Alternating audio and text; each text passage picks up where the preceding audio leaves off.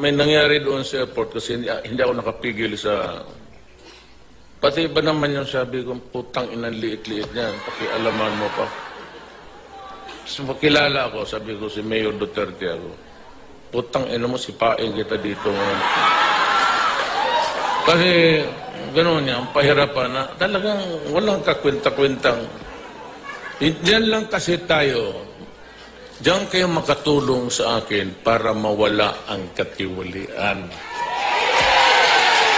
Kayo na mismo, parang pagpasok mo sa airport, parang ano ka na, parang mayor ka na rin. Ayun, astang mayor, gano'n ba? Tapos, marami ito. Bakit? Marami. Marami akong bigyan. Ilang malita. 3, 4, okay lang. Ito to. Ano bang, what's really the value of this thing? Alam ko, pag may nakita isang bala, sabi mo, kainin mo. Ano, kainin mo. Pag mo, may bala, galing sa'yo yan, kainin mo yung putang inan.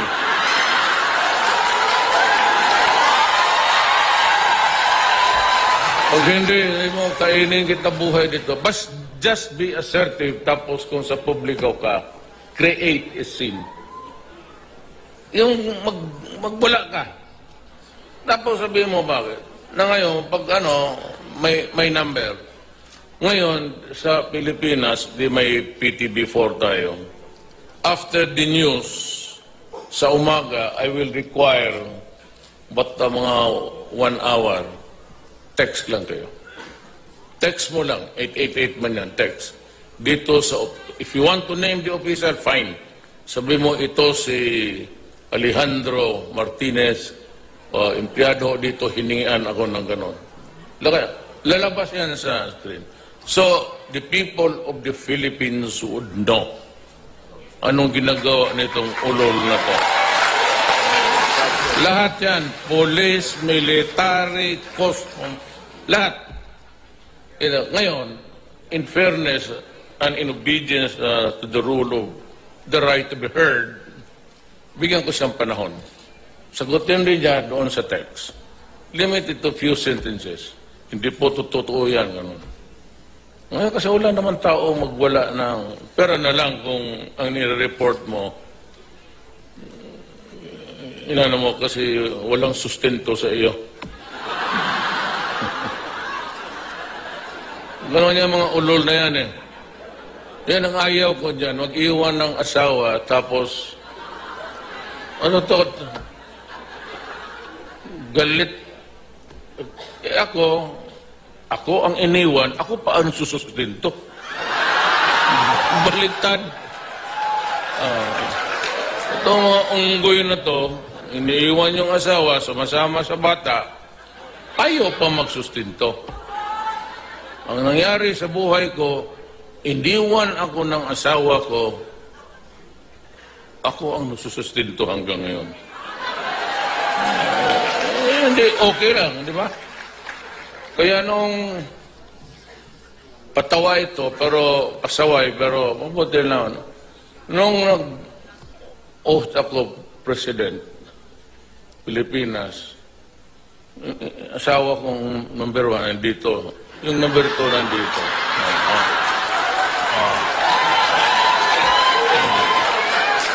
Saan ka nakakita na ganong style?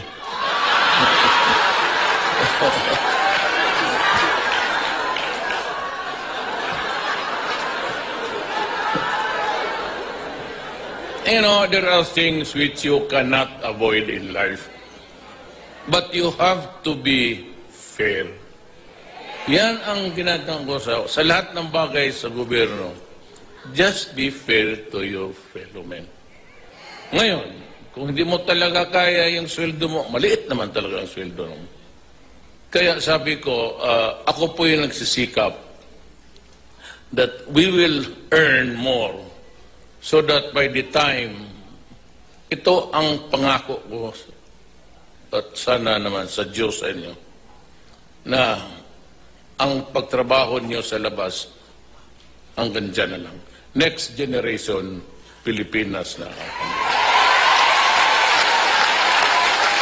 So, we will do away with so many things, corruption, then drugs. Alam mo, mayor po ako, at nung mayor ako sa Davao, alam ko ang problema ng droga.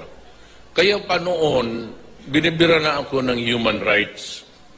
Kasi naman po, sinabi ko, nung na-mayor ako, if you are a kidnapper here, staying in my city, if you are a hold-upper, kung wala ka namang magawa sa buhay mo, kung ikay poridorogista, get out of my city. Else, kayong taga Davao, alam ninyo yan. Sabi ko talaga, umalis kayo, kundi patayin ko kayo.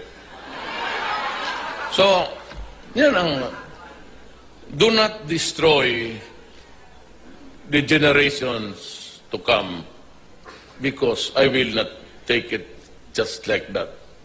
Talagang ihiritan ko kayo.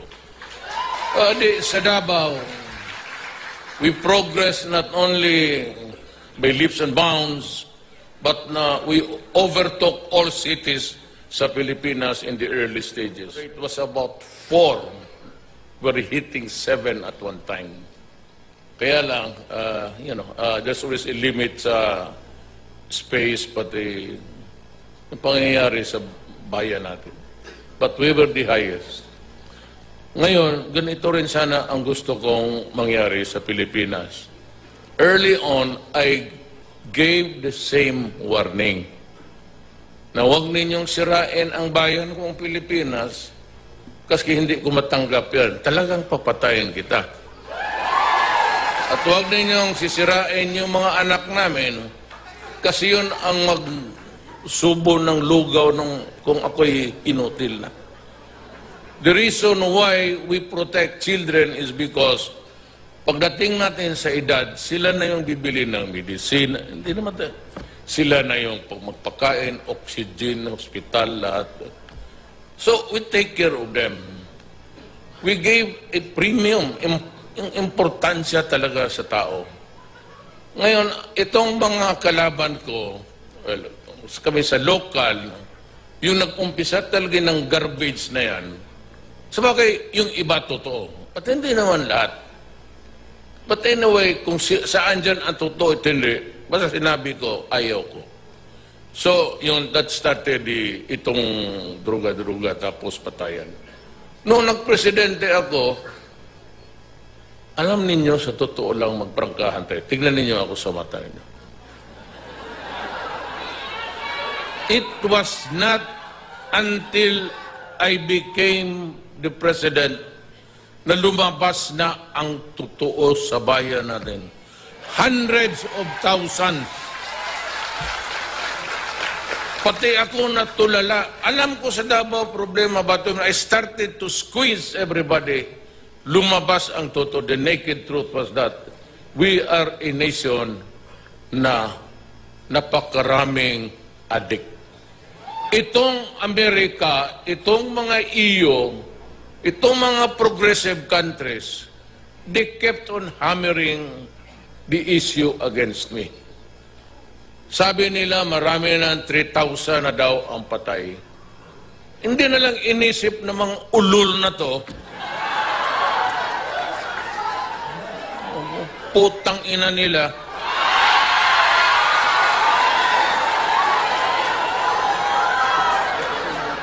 nila alam 3 million, that was the figure that was given by General Santiago when he was a PDEA chief 3 years ago. Pag umpisa ko ng presidente, hindi ko sinali yung akin. Because every day may nagsasurrender pa. And I am very sure that by the end of the year, I would have reached the million mark.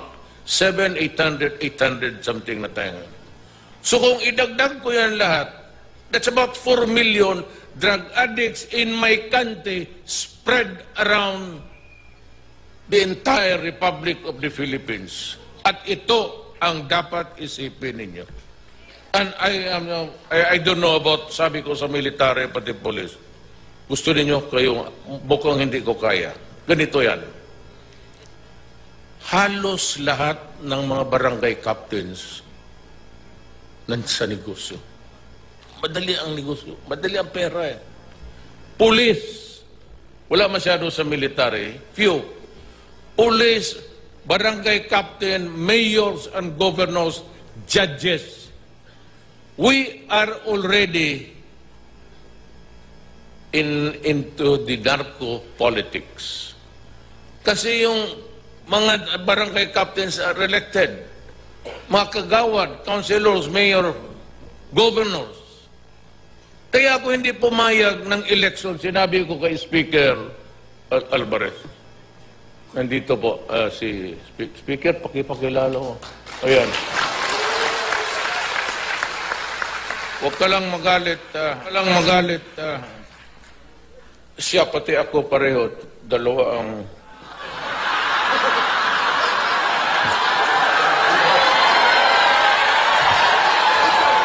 Totoo man?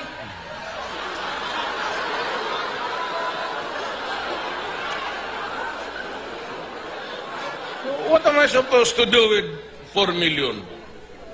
3 mil lang ang namamatay. Tapos yung garbage, you were around during the campaign. It was never an issue against me about drugs.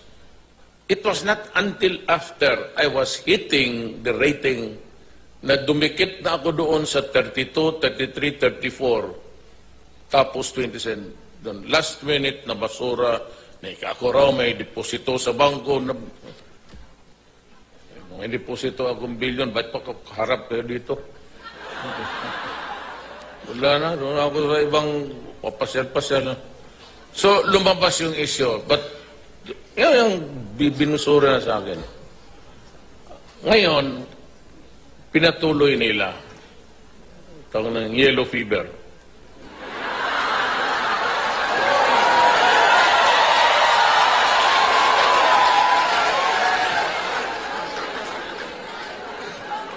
Ang problema nito, ulitin ko, ayaw ko kasi makipag-away. Itong tarantado itong mga Amerikano na to. The Americans are really a bully. Yang sa Bisaya, daog-daog. Sa Tagalog, api-api. Maapi-api itong mga yawa na to. Ang unang bumira sa akin, isang lalaki based in Manila sa human rights. Niwarningan ako. Pinagpasensyahan ko lang. Okay lang. Bakit totoo naman.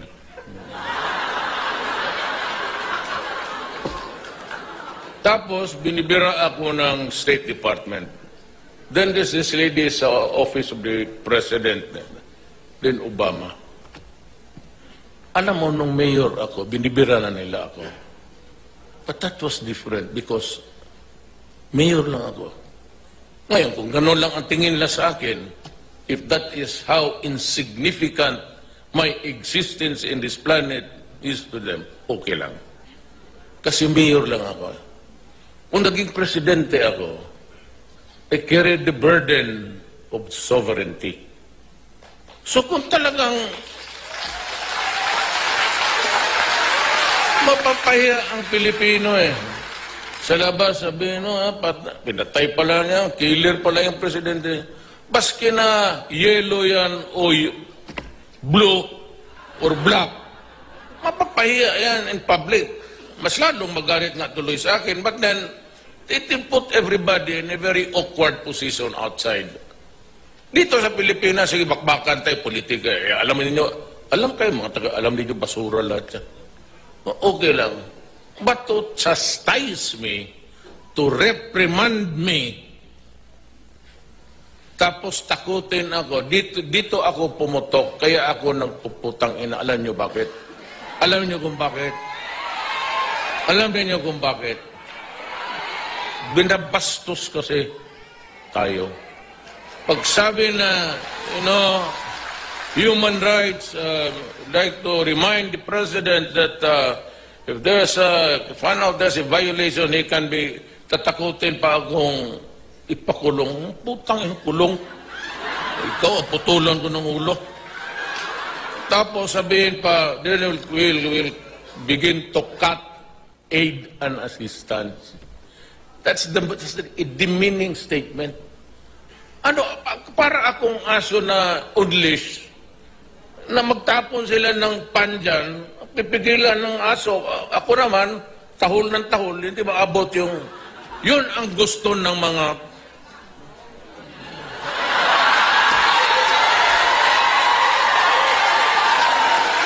If you have the evidence, go ahead and file the case.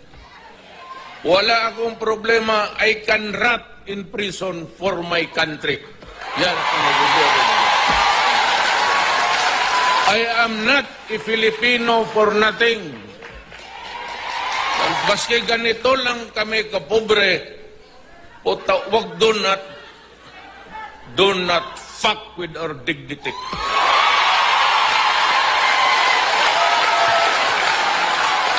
Sabi nila, si Duterte is not a statesman. He behaves like a hoodlum. Tama ka. Ulol ka pala eh. Ngayon mo lang nalaman?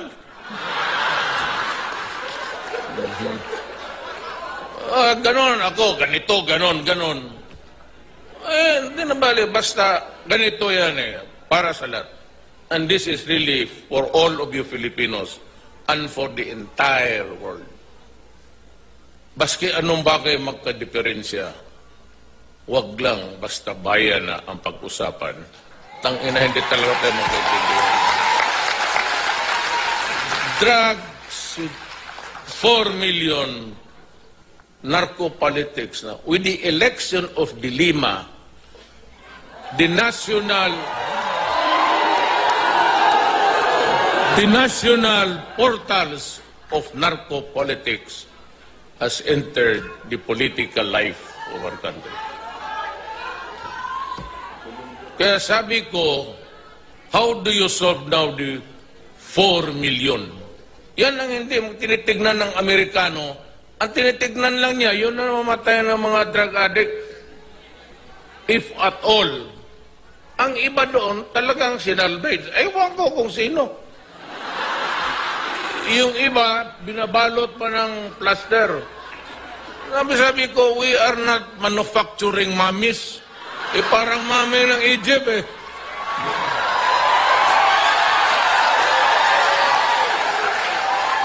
Sabi ko, if you really want to stop the guy, just shoot him with one bullet in the head. That's it. Bakit man tayo magbalot-balot ba dyan? Ano ito, suman?